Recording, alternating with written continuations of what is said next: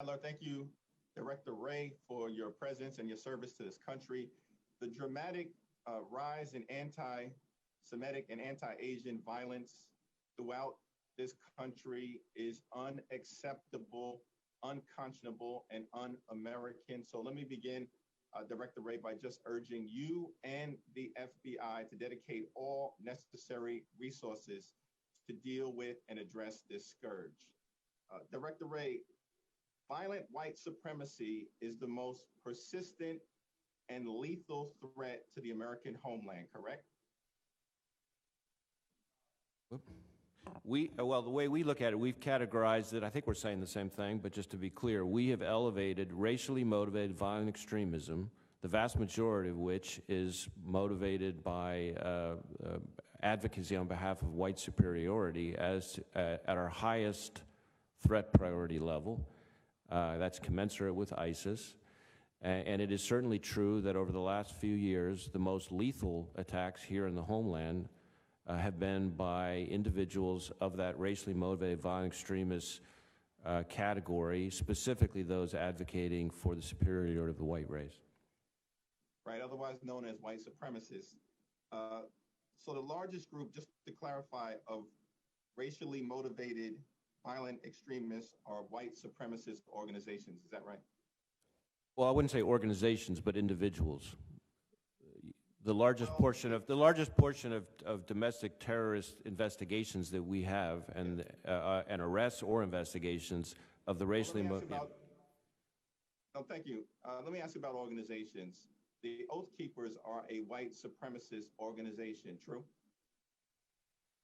I'm not sure that I can characterize their ideology. I would say that we have charged a number of individuals related to specific terrorist activity or violent activity, maybe is a better way of putting it, who self-identify with the Oath Keepers. And I think some of those individuals are ones that we would put in this racially motivated violent extremist category.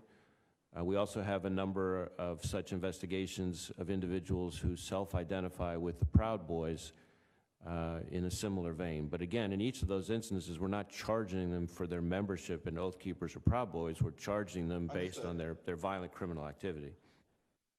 Understood. The FBI respects the First Amendment. So do we in Congress, and we can agree on that.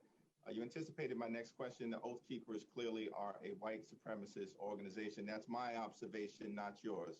But happy to have you join me in that characterization. Would you say that the neo-Nazis are a white supremacist organization? Well, I certainly, when I use the term neo-Nazis, I think of them as people who are advocating for white supremacy. That's at least the way I think of that term. Okay. I'm wondering, why is the FBI generally reluctant to use the term violent white supremacy? I think we use the term racially motivated violent extremism partly because we're trying to make clear to our people and everyone who's involved that our focus, that doesn't mean everybody else's focus, but our focus is on the violence. And so part of the reason we changed some of our nomenclature was to make especially sure that what's important to us, and it gets back to this idea that we have one standard. It doesn't matter what your motivation is or how abhorrent or despicable your motivation is, what we have to be focused on is the violence. I understand that the violence is largely being driven by white supremacy as an ideology. If you don't name the problem and claim the problem, it seems to me that it's hard to tame the problem. That's why I'm raising this particular issue. In terms of domestic terrorism, I think you've testified in the past that this is a growing problem that we've experienced in America, correct? Domestic terrorism? Absolutely. That's correct. Yes. And I would argue that it is actually a problem that has been with us for centuries. We know that the KKK was founded in 1865. That's a terrorist organization. We know that the lynchings that took place in the 1800s and the 1900s were acts of domestic terror. The murder, the brutal killing of Emmett Till in 1955, that was an act of domestic terror.